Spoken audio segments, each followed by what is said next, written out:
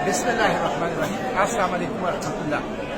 मैं अपने 150 साथियों के साथ उर्दन पहुंच चुका हूं और अल्हम्दुलिल्लाह 5-6 दिन इसराइल के बदनामी ज़माना नेगेव डिजर्ट जेल के अंदर रहने के बाद हमें रिहाई मिल चुकी है।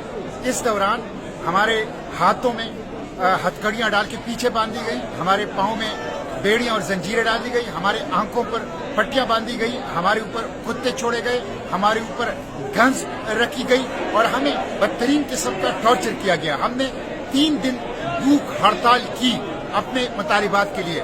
No access to air, no access to drinking water, no access to medication, no access to life, किसी किस्म की चीज तक हमें रसाई नहीं थी। एक बदनामी जमाना जेल था, लेकिन अल्हम्दुलिल्लाह हम रिहा हो चुके हैं और फलस्तीन की आजादी की जिद्दोजहद जारी रहेगी। इस नाकाबंदी को हम तोड़ेंगे, बार बार इसके लिए जाएंगे, गज्जा को बचाने के लिए कोशिश करेंगे और जो जेनोसाइड के मुजरिम हैं उन मुजरिमों को कैफर किरदार तक पहुंचाएंगे इंशाअल्लाह।